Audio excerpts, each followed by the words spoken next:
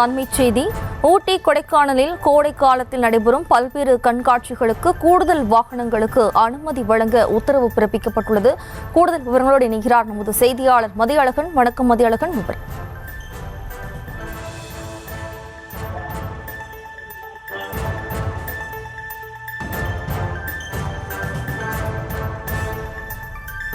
ஊட்டி, கொடைக்கானல் வாகன கட்டுப்பாட்டு உத்தரவை மறு ஆய்வு செய்யக்கோரி தமிழக அரசு உத்தரவு பிறப்பித்துள்ளது.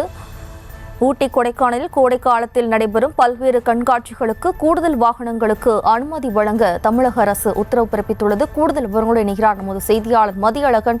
வணக்கம் மதியழகன். விவரம்.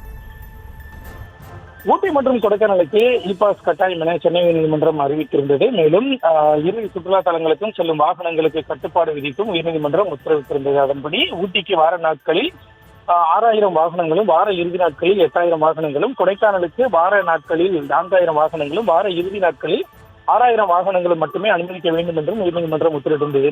இது தொடர்பான வழக்கு நீதிபதிகள் என் சதீஷ்குமார், டி பரத் சக்கரவர்த்தி அமர்வில் விசாரணை கொண்டது. அப்போது தமிழக அரசு தரப்பில் தாக்கல் செய்யப்பட்ட அறிக்கையில் ஊட்டிக்கு வார நாட்களில் 7000 வாகனங்களும், வார இறுதி நாட்களில் 9000 வாகனங்களும் வருவதாக தெரிவிக்கப்பட்டிருந்தது. நிலையில் காணொலி காட்சி மூலமாக ஆஜராகியிருந்த மாவட்ட கூடுதல் ஆட்சியர், கோடை காலத்தில் ஊட்டியில் மலர், பழம், ரோஜா கண்காட்சி உள்ளிட்ட கண்காட்சிகள் நடத்தப்பட உள்ளதால் கூடுதல் வாகனங்களுக்கு அனுமதி வழங்க வேண்டும் என கேட்டுக்கொண்டார். தமிழக அரசின் அறிக்கையை பதிவு செய்து கொண்ட நீதிபதிகள், கோடை கால விழாக்களின் பொழுது கூடுதல் வாகனங்களுக்கு அனுமதி கொடுக்க வேண்டும் என்ற அவசியம் வரும் பட்சத்தில் மேலும் 500 வாகனங்களுக்கு அனுமதி அளிக்கலாம் என மாவட்ட ஆட்சியருக்கு அனுமதி அளித்து உத்தரவிட்டனர். இதே போல கொடைக்கானலுக்கு கூடுதலாக 300 வாகனங்களுக்கு அனுமதி அளிக்கலாம் என்றும் திண்டுக்கல் மாவட்ட ஆட்சியருக்கு நீதிபதிகள் உத்தரவிட்டனர்.